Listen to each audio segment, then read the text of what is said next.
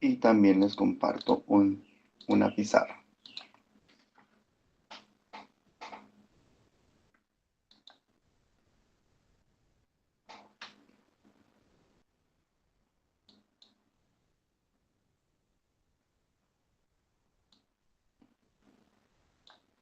Bueno, entonces, de las reacciones que estamos revisando el día de ayer, había unas que ya denominamos reacciones anapleróticas, que significan que son reacciones que pueden en un momento dado eh, integrar metabolitos del ciclo de Krebs desde el punto de vista externo, con el objetivo de que el ciclo pues tenga un dinamismo y de que la velocidad del mismo pues no se vea afectado cuando algunos intermediarios salen, por ejemplo, el caso del oxaloacetato o el caso del alfa-cetoglutarato. Para que salgan algunos intermediarios del ciclo, pues tiene que haber procesos de transporte que revisaremos un poco más adelante, debido a que primero el ciclo de Krebs ocurre dentro de la mitocondria. Para que esos intermediarios salgan, pues tienen que tener un transportador que les facilite la salida, si no ellos no van a salir así porque sí. Es bueno que tengan en cuenta eso.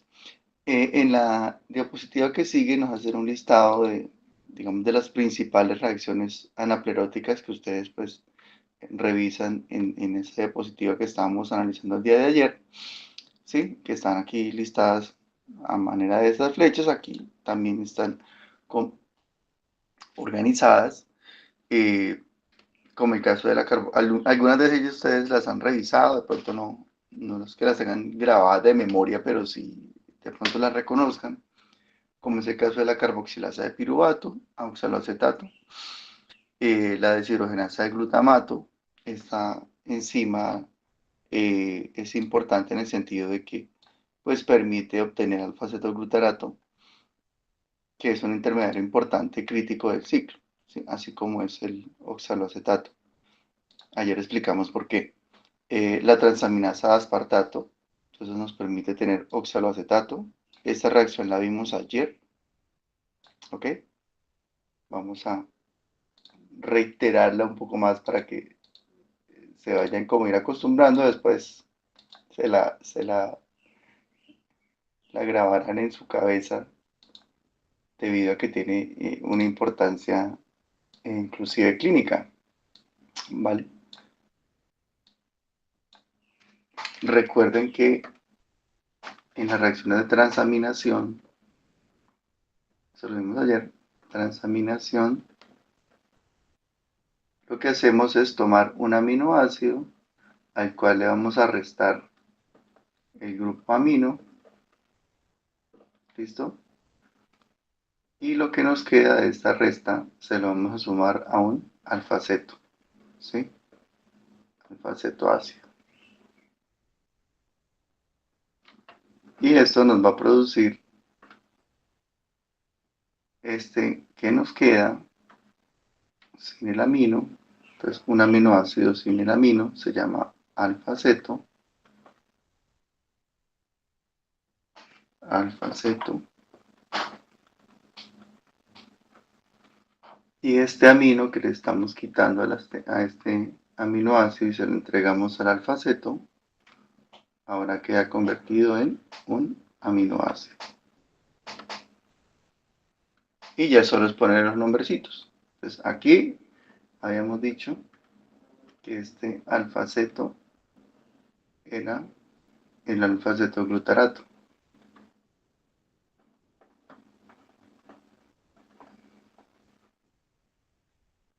¿Ok? Y este aminoácido era el aspartato.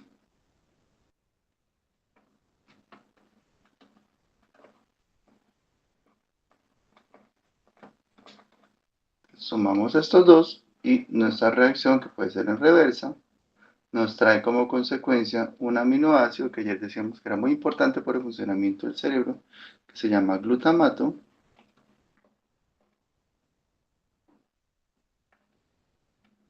¿Ok?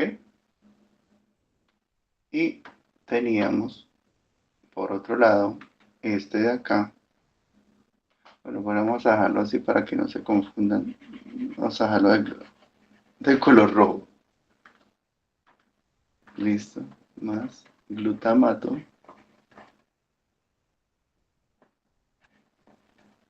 Glutamato. Y a este lo vamos a dejar así. Alfa-aceto, que sería el oxaloacetato.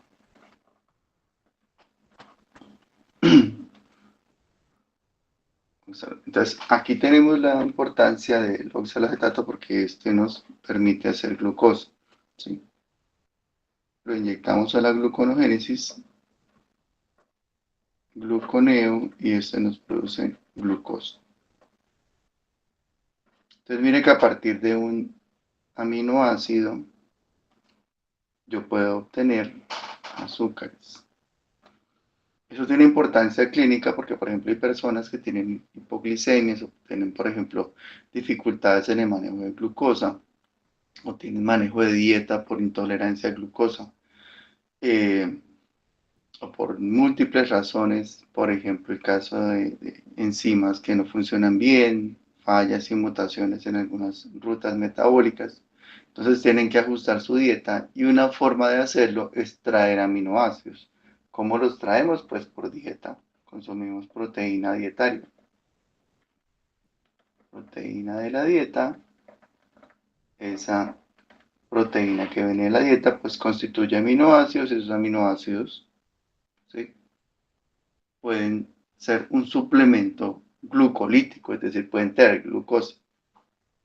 Y acá lo que estamos haciendo, pues en esencia es movilizar un grupo amino.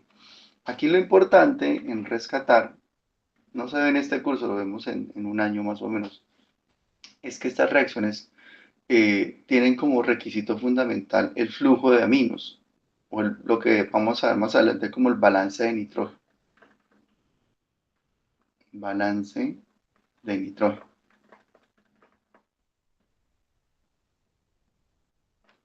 ¿Ok?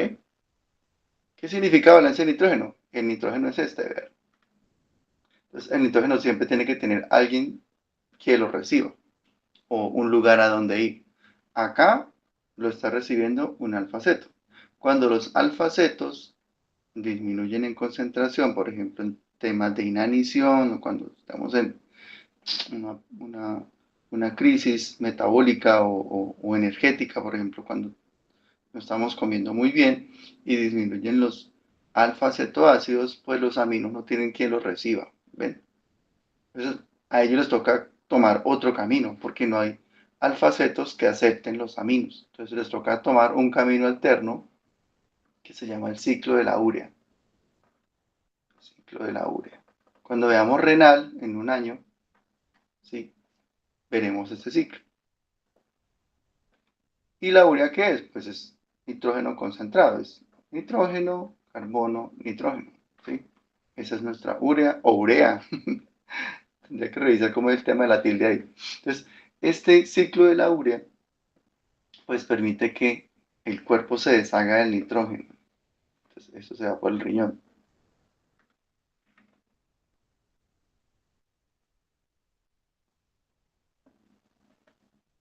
¿Sí? Entonces, el cuerpo se deshace de la urea por vía renal y estamos sacando el nitrógeno. Eso se denomina balance de nitrógeno porque el cuerpo pues también necesita nitrógeno para el tema de biosíntesis. Pero entonces el cuerpo tiene que decidir si va a hacer biosíntesis o va a hacer catabolismo.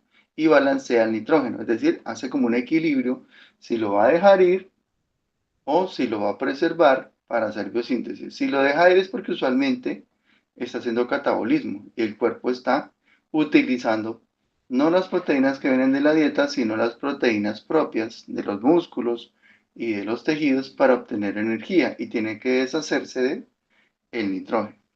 Es una cosa muy, muy interesante. Aquí, como en conclusión, podemos decir que las reacciones de transaminación permiten producir alfa-cetoácidos, digamos, importantes como es el oxaloacetato para fabricar glucosa en un contexto de ingesta proteica. Pero también el cuerpo puede utilizar sus propias proteínas para hacer glucosa en un contexto catabólico de inanición o de falta de energía de ingesta dietaria. Y en ese caso, pues utiliza la masa muscular y otros tejidos para poder fabricar glucosa. ¿Ok? En este punto, ¿tienen alguna pregunta? ¿Les quedó claro esta parte?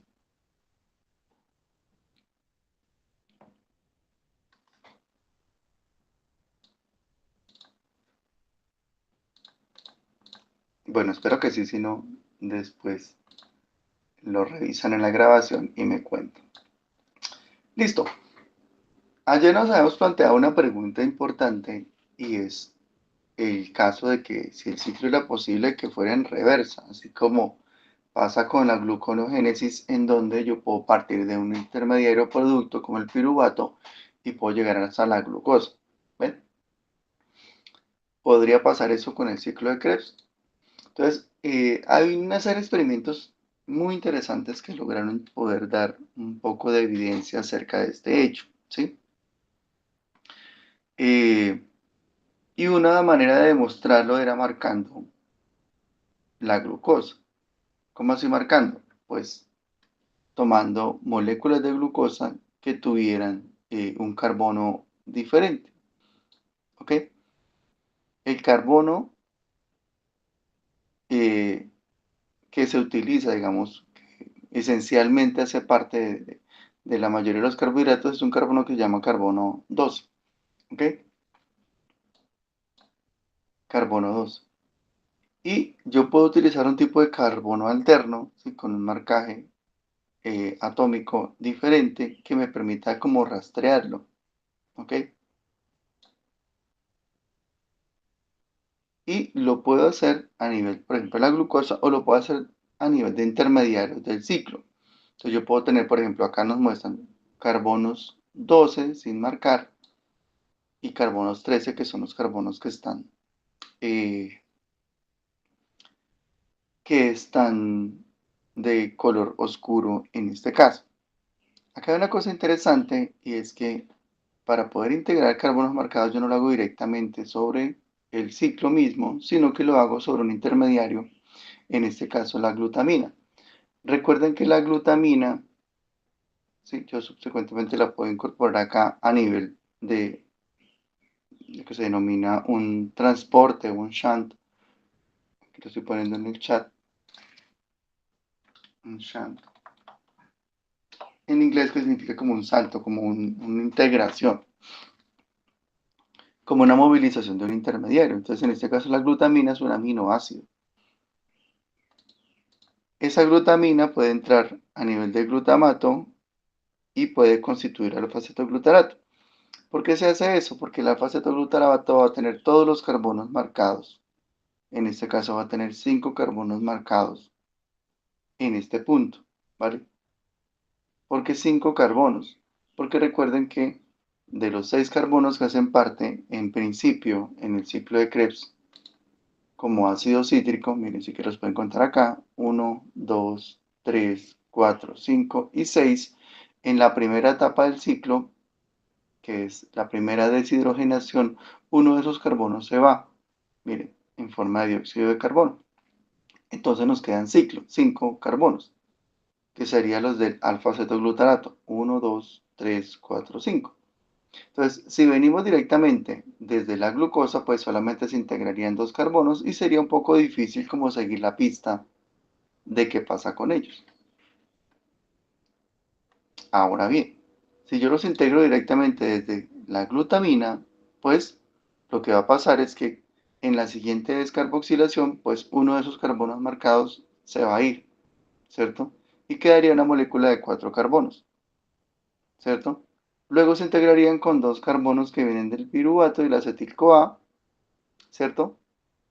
Formarían, en este caso, una molécula de 4 carbonos que vienen desde el oxalacetato y luego 2 carbonos sin marcar que vienen desde la glucosa.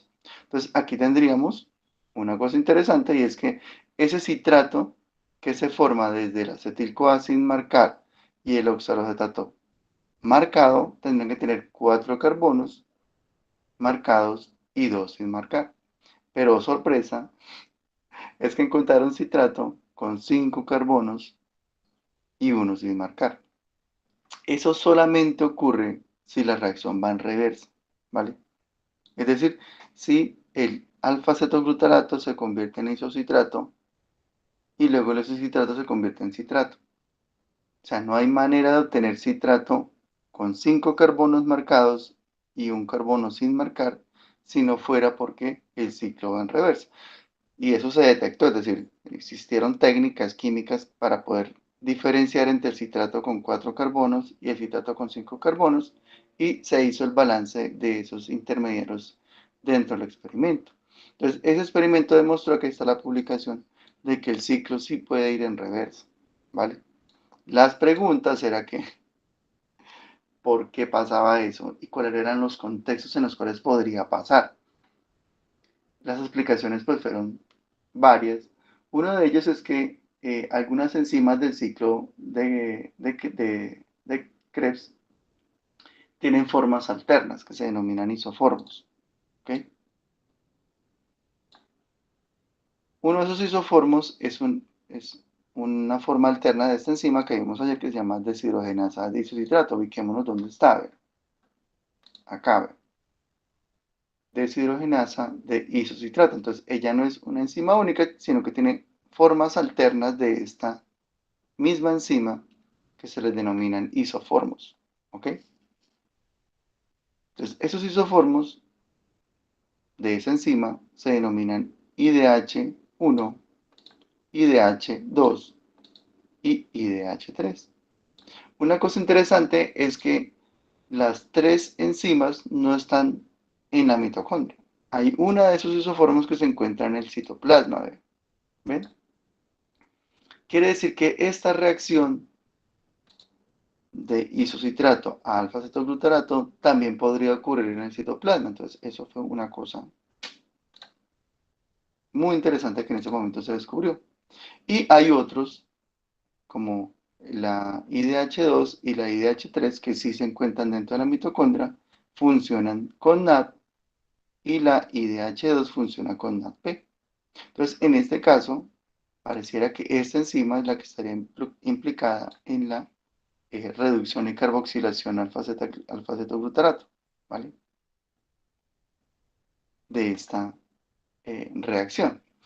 Entonces, para llegar a esas conclusiones, pues se utilizaron técnicas de resonancia magnética, y aquí se pudieron determinar la presencia ah, de los intermediarios que demostraban este tema de que el ciclo de Krebs podría ir en reversa. Para no más en detalles acerca de este tipo de experimento, vamos a analizar un poco más el, el tema de este ciclo en particular, y sobre todos sus contextos. Entonces parece que uno de los aspectos a tener, bueno, dos de los aspectos que hay que tener en cuenta sobre este posible fenómeno es que, primero, la hipoxia promueve esa conversión de alfa-cetoglutarato a citrato, es decir, que para que se devuelva el ciclo debe tener un estímulo, y un estímulo en particular es la hipoxia. Que la hipoxia es la disminución del oxígeno o de la presión parcial de oxígeno circulante. Eso hace que la mitocondria funcione a menor velocidad. La mitocondria funciona muy bien cuando hay muy buen oxígeno. Si no hay buen oxígeno, como en el caso de la hipoxia, esto promueve que el ciclo de Krebs vaya en reversa. Primera conclusión, lo voy a poner ahí en el chat. ¿Listo? Entonces, un estímulo para que el ciclo vaya en reversa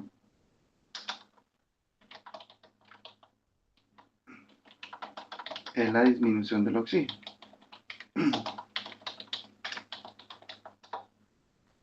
Vamos a ver otro aspecto. Un segundo aspecto que puede implicar que el ciclo vaya en reversa es que se dé un daño en la cadena respiratoria o una alteración en la función mitocondrial. Entonces, eso hace que se dé un proceso que se denomina reducción carboxilativa del alfa-cetoglutarato. Entonces, se hicieron, para poder comprobar esta hipótesis, lo que hicieron fue estudio con una serie de células, esas que vemos acá, 14-3b, y células CITB 143, que tienen una mutación, esas de acá, que están acá señaladitas, tienen una mutación en el gen que codifica el citocromo B. ¿Qué es esta cosa, citocromo B? Es un transportador mitocondrial, es una molécula que permite el flujo y el funcionamiento de la cadena respiratoria, ¿vale? Entonces, cuando existe una mutación en ese citocromo, pues la mitocondria desafortunadamente no puede funcionar correctamente y eso pues implica una alteración importante en la producción energética en estas células, ¿vale? Entonces, cuando analizaron estas células y vieron su ciclo de Krebs, se dieron cuenta que en estas células que tienen alteración mitocondrial, el ciclo iba en reversa, ¿vale? ¿Por qué tiene que ir en reversa? Pues, ¿o por qué estaba pasando eso? Acá está la publicación, que de alguna manera tenga interés en el tema, lo puede revisar. Esencialmente se explica de que va en reversa porque como el ciclo no puede funcionar correctamente debido a carencias mitocondriales o por ejemplo por el caso de la hipoxia, lo que busca la célula es convertir sus intermediarios a formas lipídicas, es decir, sacar los intermediarios del ciclo para convertirlos en formas de lípidos, ¿vale? O intermediarios lipídicos como el caso de el acetil-CoA, de citrato acetil-CoA y de citrato azucinato, que es el intermediario que no sé si ustedes se acuerdan cuando veíamos el catabolismo de los lípidos, cuando teníamos lípidos de cadena impar, el succinato, ¿vale? Para que eso ocurra tienen que haber tres elementos importantes: la alfa-cetoglutarato deshidrogenasa, la isocitrato deshidrogenasa y una enzima que puede estar en la mitocondria o en el citoplasma que se llama ATP citratoliasa, esta que se llama ACL.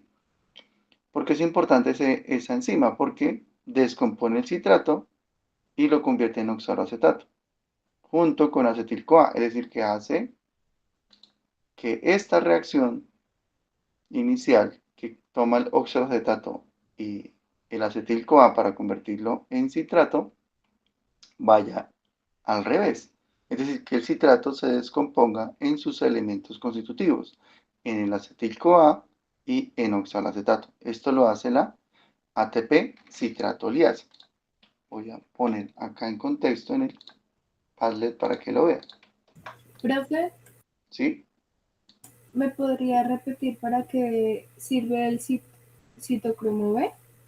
Sí, claro, claro que sí. Vamos a ponerlo acá un poco, no sé si lo vimos anterior, acá está más adelante. Bueno, acá está más adelante, pero no está tan bonito ya. Ya lo explico acá. Más bien con la de lípidos que está mejor. Dame un momento. Esta está mucho mejor.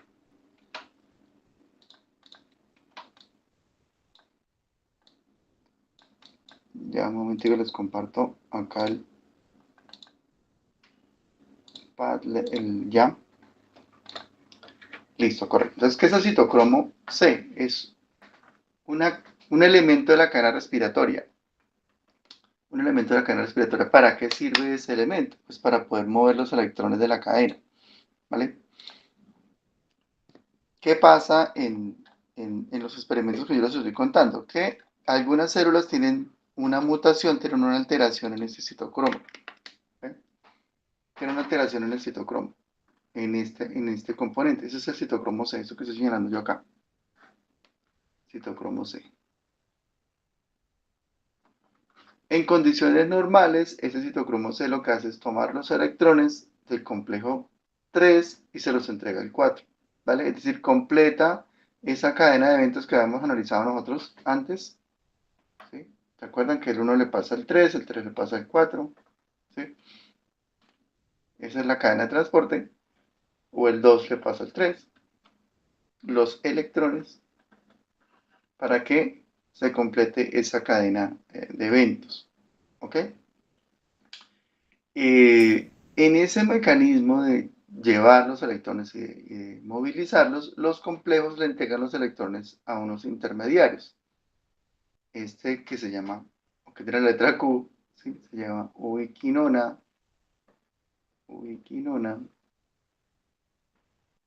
o complejo Q, ¿sí? Entonces, él recibe electrones, los recibe, por ejemplo, el complejo 1 del 2 y se los entrega al 3, ¿vale?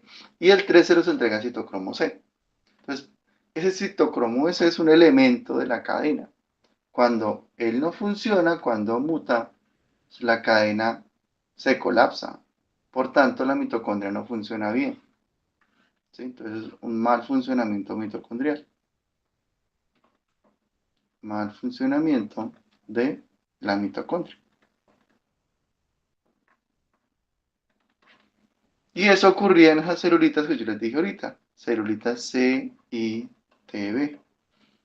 ¿Cómo así celulitas? ¿De qué está hablando el profe? Pues estas son células que se mantienen en laboratorio. Son células, se denominan líneas celulares. Celulares. Tú las utilizas para experimentar. Las cultivas, ¿sí? Y hay, como se pueden imaginar, cientos de líneas celulares para hacer experimentos, ¿sí? Inclusive estas se comercian, se trabajan con esas líneas. Algunas son líneas tumorales, algunas son líneas donde se les ha cambiado un gen, algunas líneas se Profe, utilizan para entonces cosas muy esas particulares. células que ¿Cómo, encuentran en Juan? los laboratorios únicamente van a tener citocromo, ya naturalmente no lo presentan. Sí, o sea, no presentan el tocoma, pero está mutado. ¿Qué significa que está mutado? Que no transporta o eficientemente o correctamente los electrones. Entonces, eso hace que el ciclo de Krebs en esas celulitas sea muy particular. Son células, en este caso la CITB, es una línea celular, es unas células particulares en las cuales ese ciclo no funciona correctamente. ¿Para qué se utiliza? Esencialmente para hacer experimentos. En este caso, ¿cuál era el experimento que se estaba evaluando? Pues, ¿qué pasa si el ciclo de Krebs no funciona bien? ¿Qué pasa si el transporte de mitocondrias no funciona bien con el ciclo, en relación al ciclo de Krebs? Me explico acá un poco más adelante. En una mitocondria normal, en una mitocondria normal, se supone que el flujo de electrones dentro de la cadena es el eslabón fundamental para que se produzca ATP. ¿Sí? Para que esos electrones fluyan dentro de la mitocondria, pues tiene que tener entradas y salidas. ¿Cuál es la entrada? El ciclo de Krebs. ¿Cuáles son las salidas? El dióxido de carbono y el ATP. ¿Sí? Esto es lo que entra y esto es lo que sale. ¿Qué pasa si esta cadena de transporte no funciona bien? Por ejemplo, porque un elemento de la cadena pues tiene un problema, como es el caso de citocromo C. Pues las entradas se acumulan. ¿Por qué se acumulan? Porque no pueden fluir por la cadena. Entonces, esto se acumula. Y las salidas, pues no hay dióxido de carbono. Tampoco hay un correcto flujo de ATP, es decir, no hay una buena producción de ATP. Es decir, que esas células que tienen este problema tienen un desbalance energético. ¿Ven?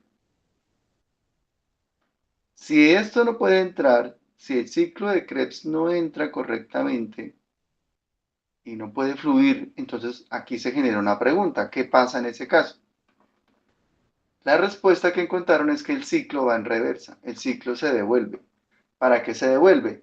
Para que las entradas se conviertan en otra forma alterna. O no alterna, ustedes ya la conocen. ¿Sí?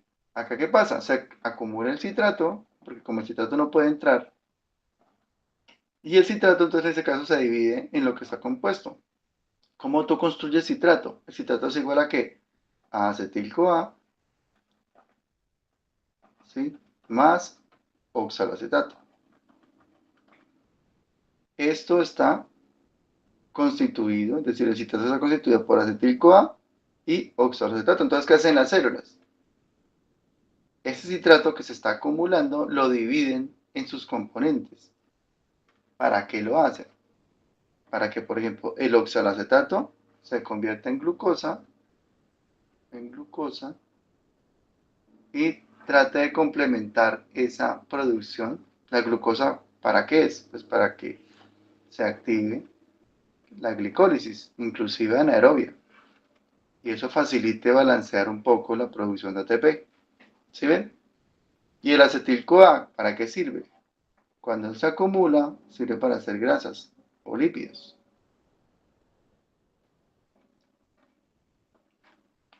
¿Sí ven?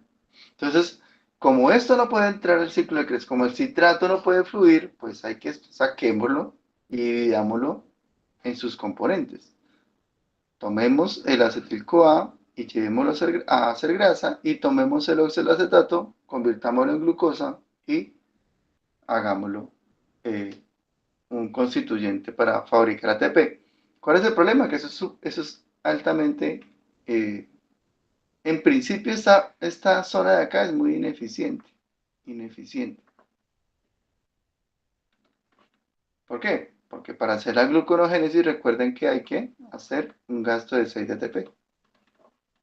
Y estamos en déficit. Entonces, esas celulitas en particular son altamente ineficientes desde el punto de vista energético. Tienen mecanismos de compensación. Pero esencialmente vemos como una forma alterna del metabolismo que trata de resolver un problema. ¿Cuál es el problema? De que la cadena respiratoria no funciona muy bien. Muy posiblemente esta vía lo tomaron muchas células hace miles de millones de años, cuando no existía la mitocondria dentro de las células, ¿cierto? Que en un momento dado las células no tenían mitocondria. Las células, eso lo vimos al principio del curso, las células procariotas, estas primeras células que evolucionaron no tenían mitocondria. Después fue que la mitocondria llegó y se integró energéticamente, cambiando la eficiencia energética hasta los tiempos de hoy. Nosotros no podríamos vivir actualmente sin mitocondrias. No tendría sentido eficiente la producción de ATP. Pero esas son formas de entender el manejo energético y de cómo las células pueden resolverla y en qué contexto pasa. Mire que los contextos en los cuales sucede no son contextos fisiológicos. Un contexto de daño mitocondrial o un contexto de hipoxia. En esos dos contextos, esto puede suceder. ¿Es normal para un paciente? No. ¿Es normal para una persona? No, porque la persona tiene que tener buena provisión de oxígeno y adicionalmente su mitocondria tiene que estar funcionando muy bien. Entonces, esos contextos de que el ciclo de Krebs vaya en reversa, pues son un poquito alternos, ¿vale? Última consideración, para que esta parte de división del citrato suceda, tiene que existir una enzima que se llama ATP citratoliasa, ACL, ATP citrato liasa, ¿vale? La misma enzima que fabrica el citrato no es la misma enzima que, digamos, separa el citrato. Recuerden que la enzima que fabrica citrato se llama citrato sintasa, la vimos en el ciclo de Krebs ayer. Pero esa misma enzima no sirve para dividir el citrato en sus constituyentes, no sirve, ¿vale? Dividirlo pues implica una ruptura de enlace y no puede hacerlo en el contexto funcional, entonces tiene que recurrir a otra enzima que haga ese papel, ¿vale? Ese es el contexto que yo les quería indicar y ese es el funcionamiento de ese citocromo C. No sé si ahora le queda un poco más claro a Sara. ¿Listo? Sí, profe, gracias. Correcto. Entonces, aquí vamos a ver esa famosa enzima ATP citratoliasa, vean. Miren que la que hace el citrato es la citrato sintasa, pero ella no puede ir en reversa, ella no se puede devolver. Para devolverse tenemos la ACL, ATP citratoliasa. Otras enzimas de importancia son estas, vean. La isocitrato deshidrogenasa, ¿ok? Entonces, en este caso, ella no haría, esta enzima no haría una descarboxilación, sino que tendría que carboxilar el alfa-cetoglutarato para convertirlo en isocitrato. Y de aquí devolverse a citrato. Entonces, estas dos reacciones irían en reversa. Otra reacción que tendría que ir en reversa es esta, la de la alfa-cetoglutarato deshidrogenasa. Entonces, en vez de actuar como descarboxilación, lo que hay que hacer es carboxilar. Entonces, carboxilamos y desde succinil-CoA sintetizamos alfa-cetoglutarato. Entonces, esos tres puntos son de los más estudiados y de los que se han demostrado que hacen que el ciclo de Krebs vaya en reversa. Cuando va en reversa, el citrato se acumula. ¿Ven? Se produce mucho citrato. Y esa acumulación de citrato lo toma esta enzima que se llama ATP citratoliasa y convierte el citrato, o no convierte, lo desbarata, lo divide en dos. ¿Cuáles dos? El oxaloacetato, ya lo vimos ahorita, oxaloacetato, y lo divide en acetil-CoA.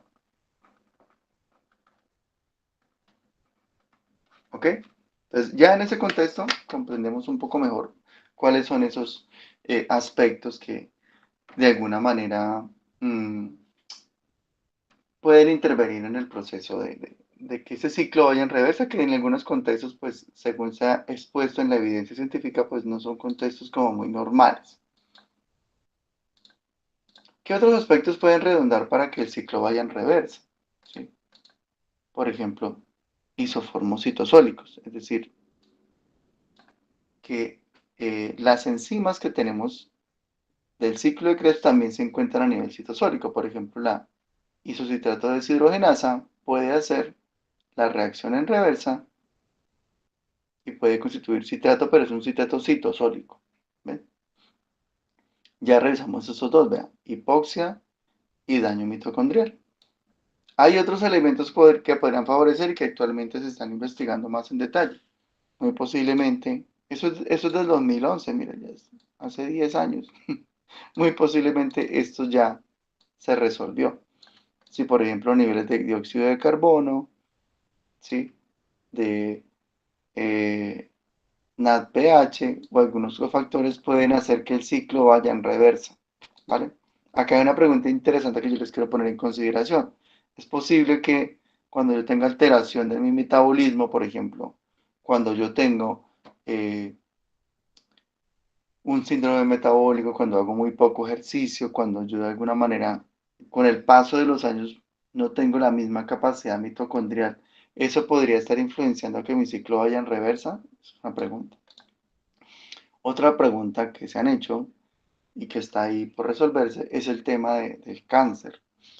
¿Qué pasa en algunos tipos, no en todos, en algunos tipos de cáncer, el desarrollo y el avance del cáncer a nivel de tumores hace que haya una disminución del aporte de oxígeno, porque usualmente los tejidos cancerígenos son tejidos desorganizados, son tejidos donde no hay un aporte de vascularización y eso hace que las condiciones de hipoxia sean prevalentes en ese tipo de cáncer. Por tanto, eso podría explicar el avance del cáncer y podría ser una alternativa para poder estudiarla y poder lograr una mejor terapia. Entonces, ahí hay otra pregunta para que quede en sus cabecitas y puedan darle una respuesta. ¿Listo?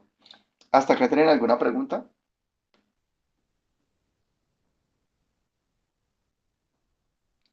No, profe. ¿Listo? Entonces, miren dos aspectos interesantes que nos llevamos con respecto al ciclo, ¿sí? Y todas sus diferentes aristas en particular. Del ciclo hay que resaltar que en últimas no está produciendo mucha energía práctica, es decir, energía que puede ser utilizable directamente, ¿vale? La única forma de energía utilizable del ciclo es el GTP, ¿sí? Pero solamente se produce un mol. De resto, se produce esencialmente moléculas reducidas, NAD y FAD. Entonces, eso nos lleva a una pregunta en el ciclo. ¿Cómo convertimos ese NAD en ATP? ¿Vale? Parte de la respuesta se ha respondido a nivel parcial, analizando otros aspectos, por ejemplo, el tema de los lípidos. Aquí lo vamos a ver un poco más en detalle. Entonces, para poder convertir ese NAD y FAD en energía, lo primero que tenemos que reconocer es si existen otras moléculas similares a ellas. Hay una que se denomina FMN, flavin mononucleótido, también son cofactores. ¿De qué les estoy hablando? De moléculas que también funcionan como aceptores de electrones, así como lo son el NAD y el FAD, ¿vale? Aceptores de electrones. Entonces hay otro que se llama FMN, que se llama flavin mononucleótido, ¿vale? ¿Qué son ellos cofactores y transportadores de electrones? ¿Qué otros cofactores hay? La coenzima Q, también se llama ubiquinona. La vimos en el PALDES, vean. Yo se los puse acá. Ay, ¿qué se me hizo? Por acá.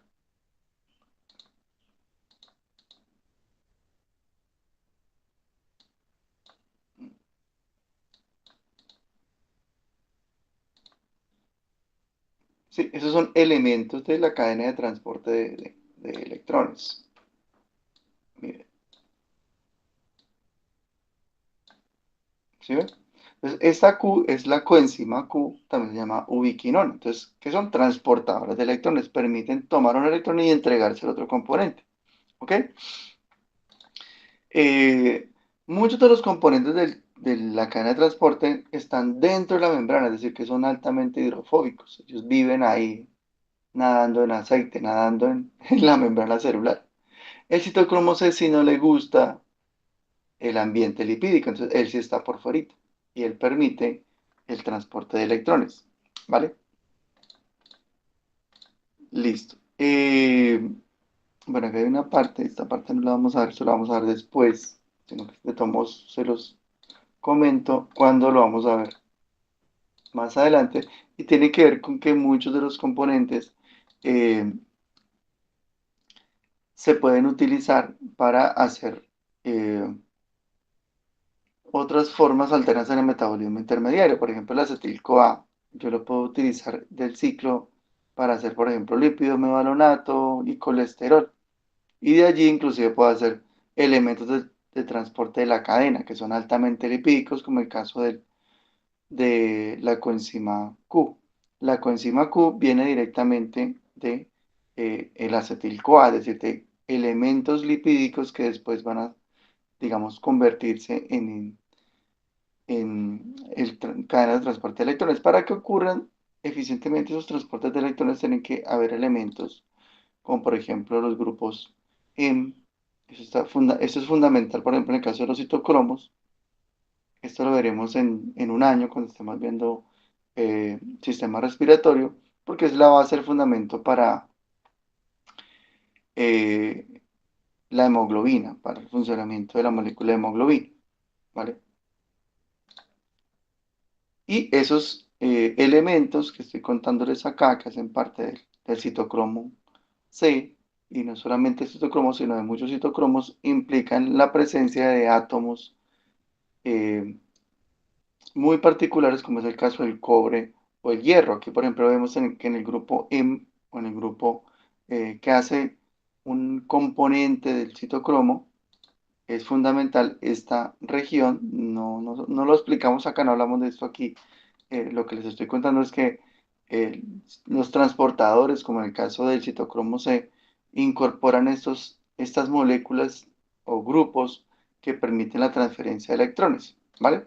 Entonces, esos grupos hacen parte de los citocromos. Los citocromos actúan en ocasiones como oxidasas, como moléculas que son capaces de oxidar a otra molécula o de hacer la transferencia de electrones, como en el caso del citocromo C, ¿vale?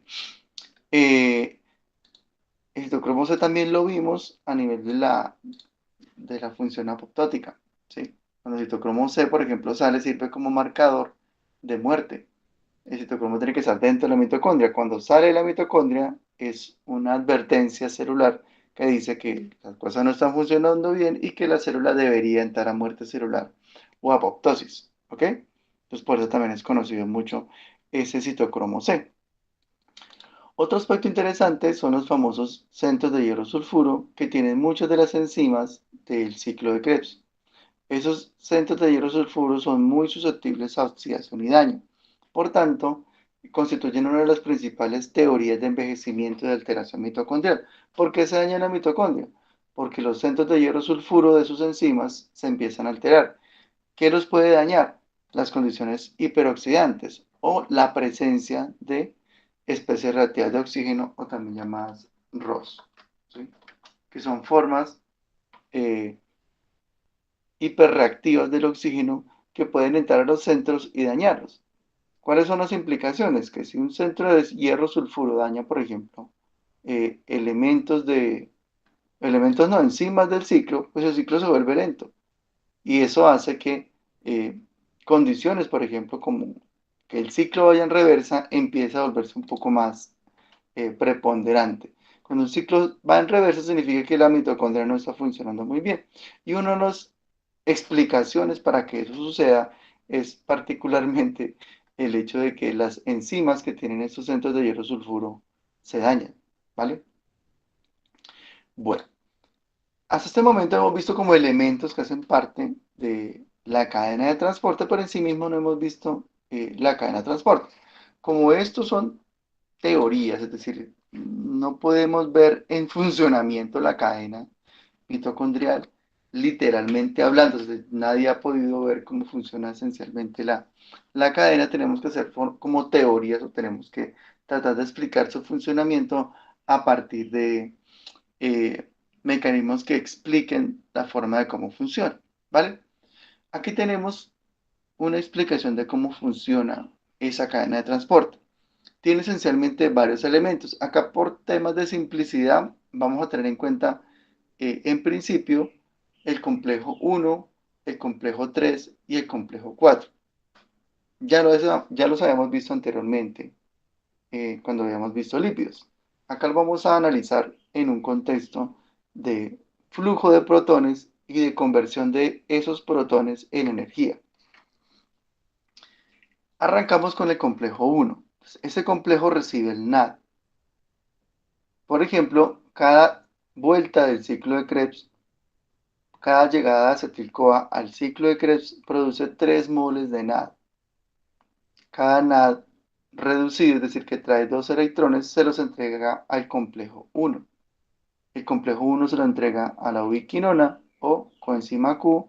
La coenzima Q se lo entrega al 3, el 3 se lo entrega a citocromo C y el citocromo C se lo entrega al 4. ¿Vale? Ahí está. Ese es como el flujo. Todavía no hemos visto como los aspectos específicos. Estoy hablando como en temas de generalidad de cómo se está integrando el NADH a nivel de electrones que se los entrega a elementos de la cadena respiratoria. ¿Listo? Algunas teorías dicen que realmente esto no funciona como yo lo estoy describiendo aquí, es decir, que uno se lo entrega al Q y el Q como si fuera como una serie de elementos en mm, en una cadena de entrega, sino que pareciera que todo está integrado, todo hace parte de un mega complejo en el cual están sucediendo elementos inclusive a nivel de mm, física de partículas, es decir, con teoría física en cuanto a la entrega de los electrones. Por eso ha sido tan difícil explicar realmente cómo es el correcto funcionamiento de esta cadena, ¿vale? Entonces, esto no es que estén todos separaditos, sino que todos están agregados en una supramolécula que está integrada haciendo estas funciones. Recordemos los elementos de la cadena respiratoria, el complejo 1, el 2, el 3 y el 4. Cada complejo tiene un nombre. El 1 se denomina deshidrogenasa de NAD, el 2 se denomina reductasa de succinato, el 3 se denomina reductasa de la coenzima Q y el complejo 4 se llama oxidasa del citocromo C. ¿Ok? ¿Qué pasa cuando cada elemento funciona? En este caso, cuando el complejo número 1 recibe los electrones del NAD, fluyen 4 protones hacia el espacio intermembrana. ¿Ok? Entonces, aquí pasan dos cosas. Se reciben los electrones, se recibe la energía, pero parte de esa energía se aprovecha para hacer fluir protones al espacio intermembrana. ¿Ok? Luego, la coenzima Q recibe los electrones, se los entrega al complejo 3 y el complejo 3 cuando los recibe, la energía de esos electrones sirven para fluir 4 protones más. Es decir que en el paso de recibir los NAD, los electrones que vienen del NAD desde el complejo 1 al 8, perdón, al 3, tenemos como producto el flujo de 4 protones. Luego, del citocromo C al 4, parte de la energía que se disipa aquí sirve para movilizar 2 protones más. Eso nos da como producto final para una molécula de NAD, en esencia, 10 protones que se extruyen, ¿vale? 10 protones. Hagamos cuentas. Como el ciclo de Krebs produce 3 moles de NAD, ¿sí ven? 3 moles de NAD. ¿Por qué?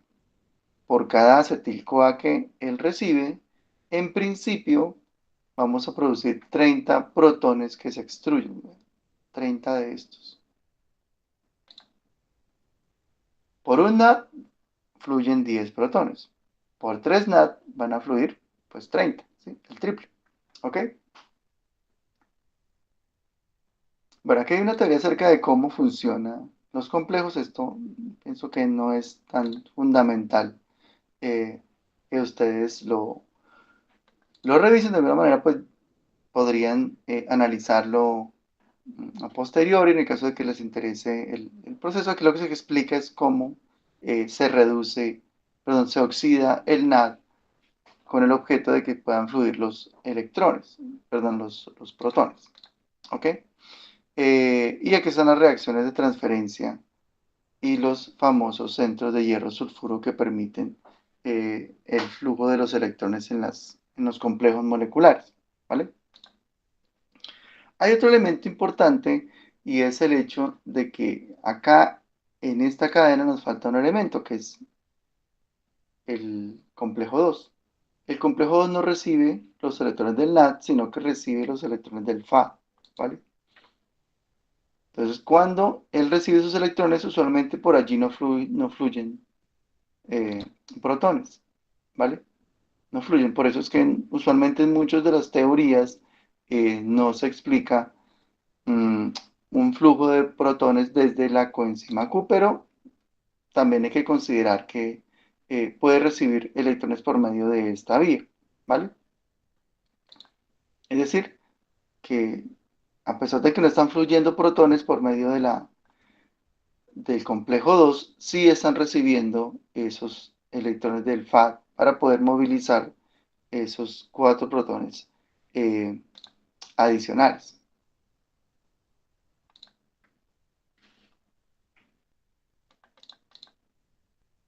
Vamos a llevarnos un momento esto para integrarlo un poco, porque así como está, no es tan fácil de entenderlo. Vamos a irnos un momento acá al jam y vamos a vernos un poco más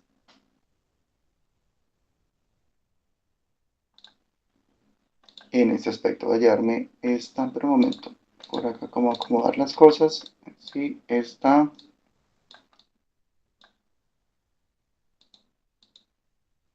de acá, listo. Ahora sí vamos, ay, perdón.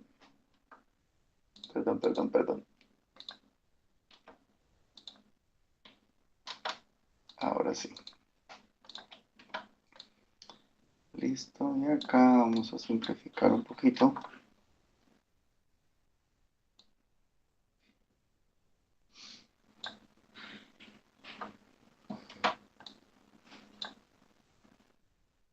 Listo. Y vamos a ubicarnos un poco en el contexto, ¿vale? Voy a ubicarlos un poquito. ¿Dónde nos encontramos? Obviamente en la mitocondria. Recuerden que la mitocondria tiene dos membranas, una membrana externa y tiene una membrana interna, que es la que tiene esas circunvoluciones. ¿Ok? Esta parte que estamos viendo acá es el espacio intermembrana, es decir, esta región de aquí es el espacio intermembrana, es decir, esta región de acá. Ese es el espacio intermembrana. ¿Qué hace la cadena?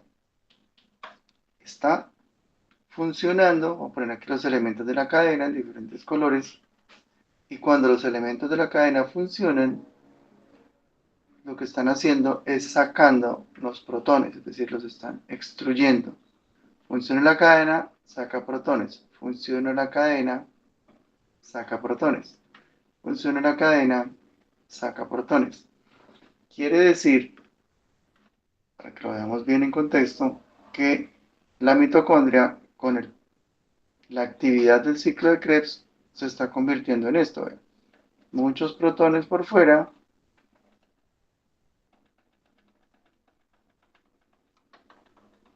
¿ok? Muchos protones por fuera, y como los estamos sacando por dentro, no hay protones.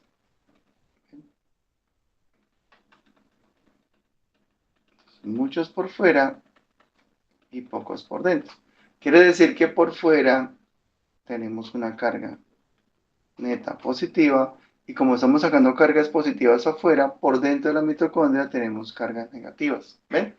Entonces la mitocondria funciona como si fuera, en términos eléctricos, funciona como si fuera una batería. Protones por fuera y nada de protones por dentro. Eso genera una diferencia de potencial.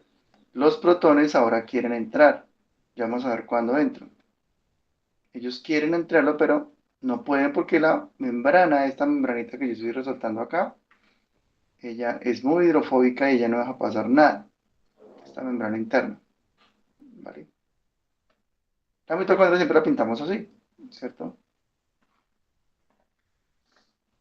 Y tiene esas circunvoluciones para incrementar el área de superficie. Sí, físicamente es así. Eso es el fenómeno que está ocurriendo. Entonces ya ubicados, esto es lo que estamos viendo. ¿Vean?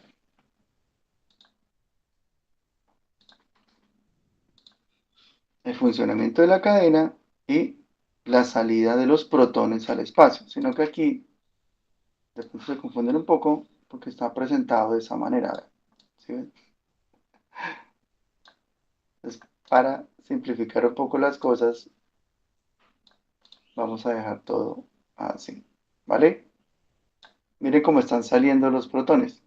Los protones salen. O si lo emulamos a esta figura, eso es lo que está pasando. Ahora sí, ¿sí ven? Es igual. Los protones están saliendo. Y acá lo mismo. Los protones están saliendo. Cualquiera de las dos gráficas les ayuda a entender. Dentro de la matriz se está produciendo, por ejemplo, NAD reducido. Se está produciendo FAD reducido, que recibe los electrones de los diferentes complejos. El 1, coenzima Q, 3 y 4. Y conforme lo reciben, están extrayendo los protones. ¿Cuántos? Pues esta la dejamos al lado. 4 protones en el complejo 1. ¿Sí? Vean. 4 protones en el complejo 2 y 2 protones en el complejo 4. Es decir, que por cada NAD están moviéndose aquí al espacio intermembrana 10 protones.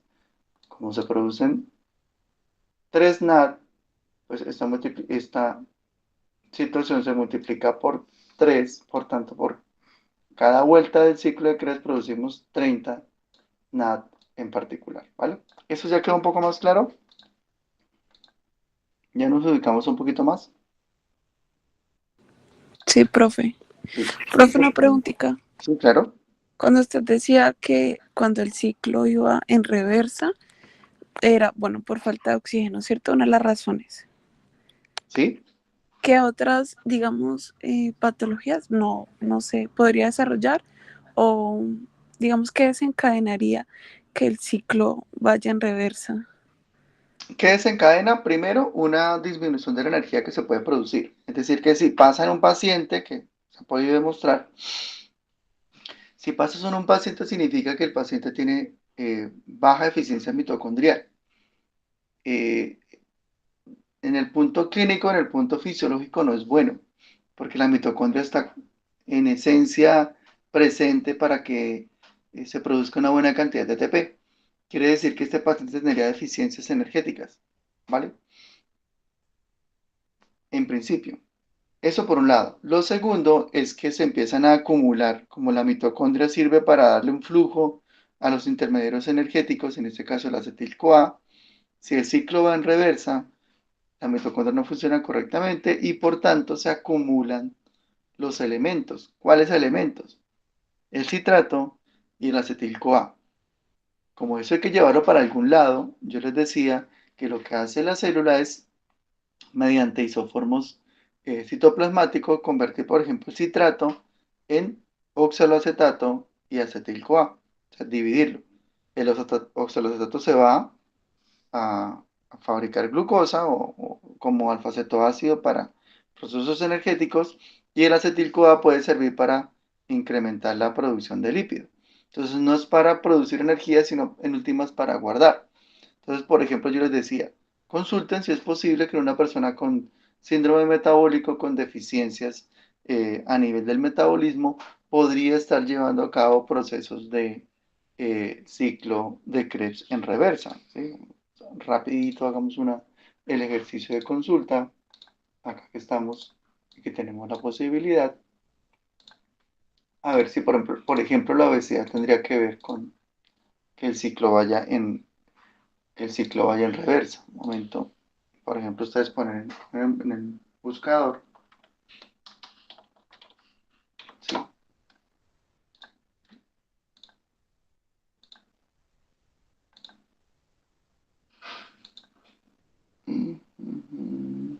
Ponemos acá en el buscador obesidad y, bueno, vamos a ver en inglés para que obesidad, un momento, obesidad and reverse Krebs cycle. Aquí está. Vamos a ver si esas dos cosas se relacionan, vean. ¿Mm?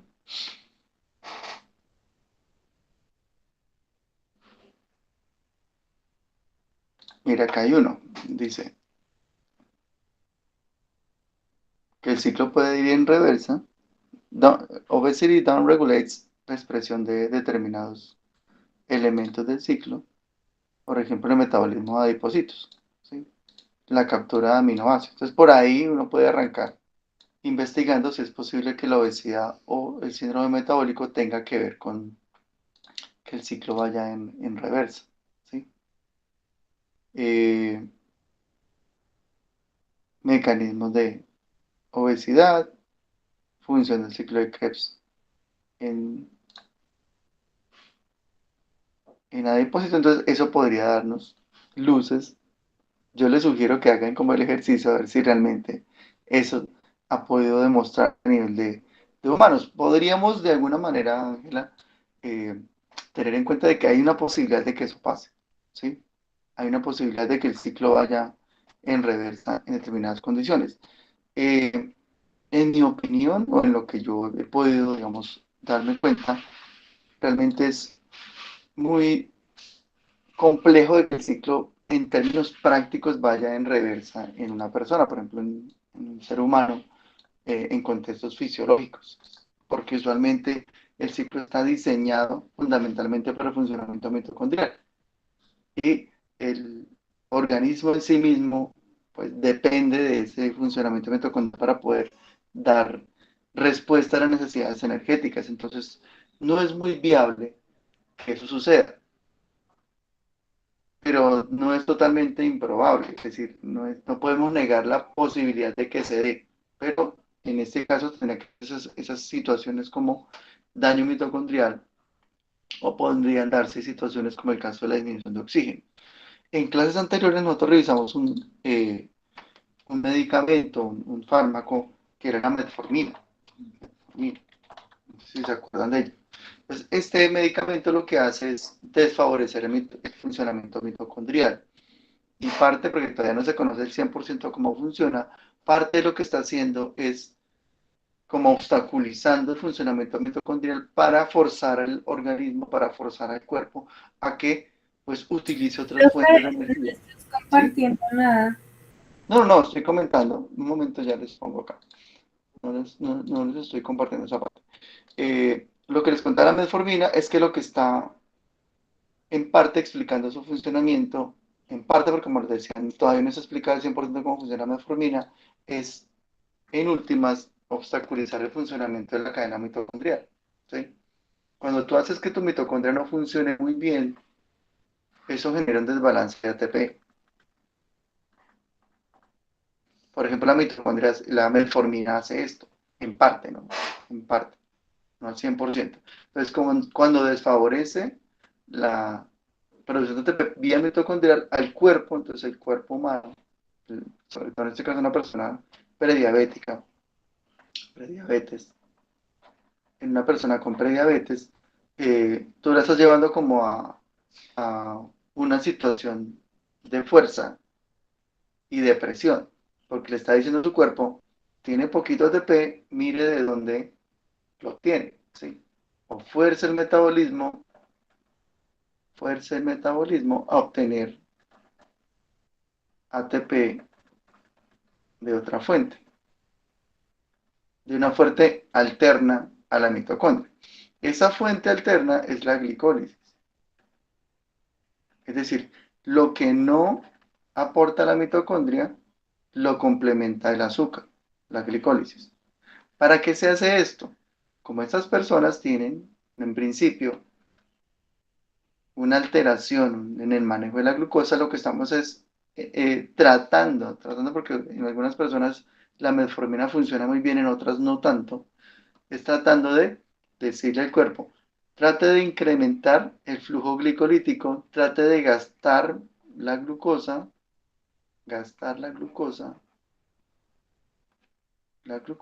para que produzca el ATP que nos hace falta por vía mitocondrial. ¿Ven? Yo lo ponía a veces con números, entonces tenemos que cumplir una cuota de 100 ATPs. La mitocondria pone 80, digamos la mitocondria pone 90 y la glicólisis pone 10. Pero si la mitocondria deja de funcionar correctamente, ya vamos a ver cómo, ya la mitocondria no pone 90, sino que pone 80. ¿Sí? ¿Qué pasa?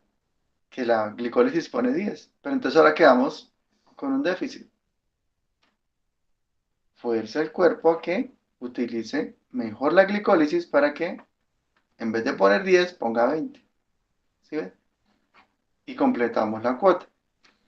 Esto no es el funcionamiento exacto de la metformina, pero es como una manera de interpretar cómo podría estar funcionando, ¿sí?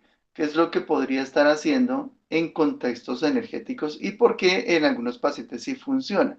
Bueno, en muchos pacientes prediabéticos funciona, esencialmente porque estamos tocando un poco la mitocondria y si tú empiezas a sumar elementos, ¿sí? Si modificas dieta, si la persona se empieza a mover, en el sentido de que hace ejercicio, entonces esto empieza a hacer un reajuste y de alguna manera el cuerpo termina adaptándose y favoreciendo la glicólisis. ¿Ves? Ahí es donde le damos una salida al asunto. En algunos pacientes no funciona, es decir, la metformina ya no funciona. ¿Por qué no funciona? O no funciona como esperaríamos, porque realmente el metabolismo está tan distorsionado, está tan alterado, que ya es en ocasiones un poco más difícil depender exactamente de la glicólisis para que eso pase. Esencialmente cuando hay intolerancia a la insulina o resistencia a la insulina.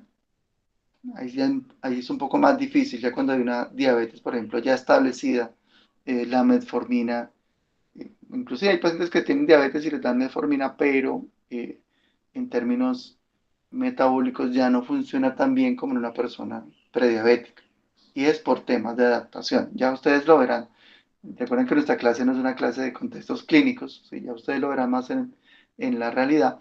Pero acá están llevando un concepto importante sobre por qué medicamentos como la metformina podrían estar generando una situación alterna para poder darle una salida al uso de la glucosa, ¿vale? Entonces no sé si ahora queda un poco más claro. Continuamos con... Sí, bueno. No, profe, gracias. No. Solamente nos estamos llevando como elementos que nos van a poder facilitar más adelante la comprensión. Ya nos ubicamos, lo que quería era simplemente hacer esto, es ya ubicarnos y que ustedes sepan cómo es el flujo para lo que viene a continuación, ¿ok? Ya sabemos que por cada NAD hacemos fluir 10 protones. Este 3 también recibe los electrones de del ciclo del complejo 2, perdón, el complejo 2. Y esto es lo que está pasando. Ahora bien, ¿cómo se complementa este ejercicio? Con lo siguiente. Tenemos un complejo que se llama complejo 5. El complejo 5, se llama complejo también F0, F1, ese complejo de estos 10 que entraron, deja sacar 3 protones. ¿Cómo así que deja sacar? No es que los deje sacar, en últimas los está llevando a la matriz. ¿Ve? Como ellos salieron, ahora retornan.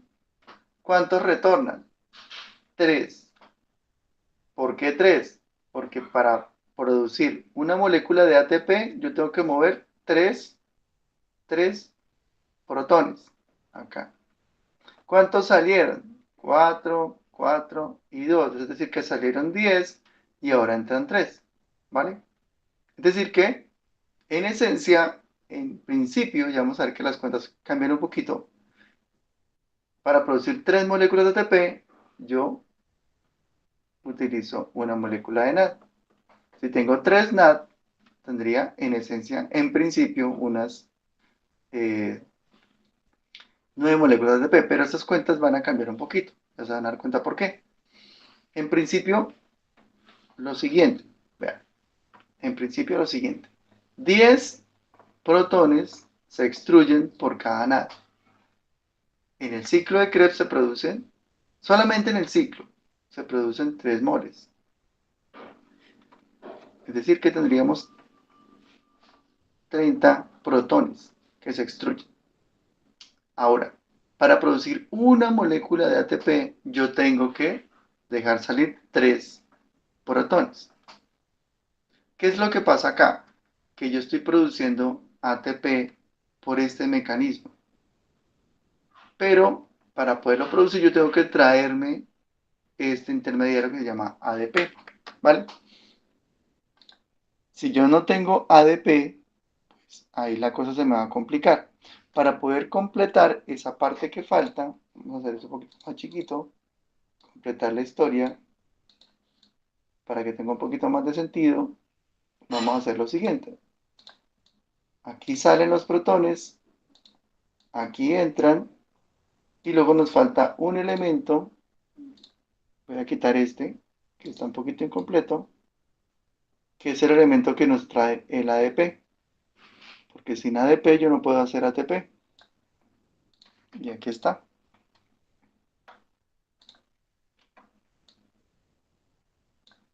Entonces voy a quitar esta parte. Listo.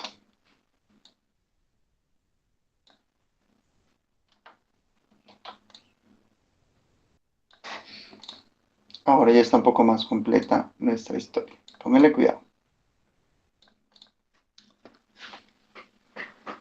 Por cada NAD, es decir, por cada NADH más H, es decir, el que está reducido, yo lo voy a oxidar, es decir, lo voy a convertir en NAD más.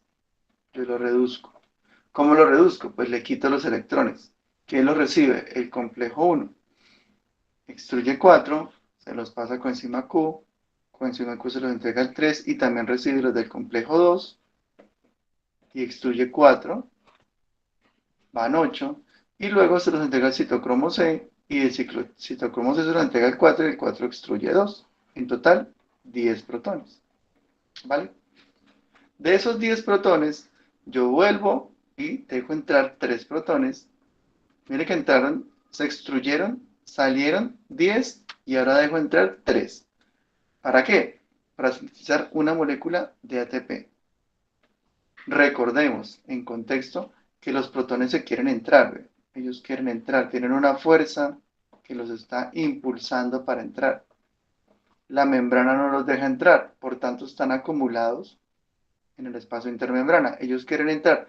Eso constituye una fuerza electromotriz, energía en potencia, ¿vale? Como esa analogía que yo hacía con una represa, ¿ok? Una presa hidroeléctrica.